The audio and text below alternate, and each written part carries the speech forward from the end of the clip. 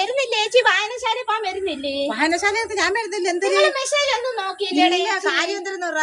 7 മണി തൊട്ട് 9 മണി വരെ രക്തം കൊടുക്കുകയാണ്. അതെന്ത് പകലൊന്നും അവർക്ക് രക്തം കൊടുത്തൂടെ? പകല് സമയമില്ല, അവർക്ക് പല സ്ഥലങ്ങളിലുണ്ടോ. നിങ്ങൾ വരുന്നില്ലല്ലേ? ഞാൻ വരുന്നേടി.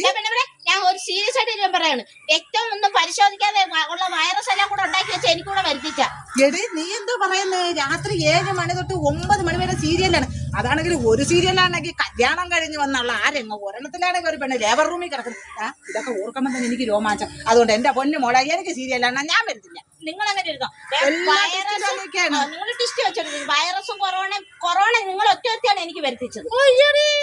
ചൈന നാരാ കൊറോണ ഉണ്ടോ എന്റെ തല ഇട്ടോ നീ? നിങ്ങൾ ഇനി അതൊന്നും പറയാം. നിങ്ങൾക്ക് ഇനി വരാൻ വയ്യെങ്കിൽ ഒരു സെല്ലുലൈസർ ചെയ്ത ഒരു ബ്ലേഡ് എടുത്തോണ്ട് ബ്ലേഡ് എടുത്ത് തിളപ്പിച്ച വെള്ളത്തിൽ ഇടണം.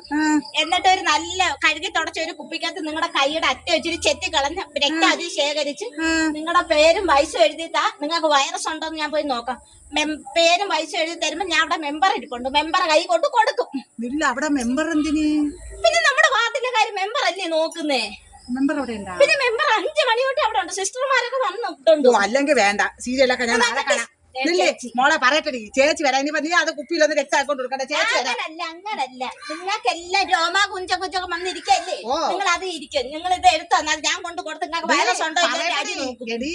ഇന്നിപ്പോ സീരിയൽ ഉണ്ടെങ്കിലേ നാളെ ചേച്ചി മൊബൈലിൽ കാണാം. കുഴപ്പമില്ലടി, ഞാൻ വരാടി രക്തം കൊണ്ട് കൊടുക്കാൻ. നീ ഒറ്റയ്ക്ക് പോകണ്ടെന്ന് നിങ്ങളുടെ ട്വിസ്റ്റ് എല്ലാം എനിക്ക് മനസ്സിലായി.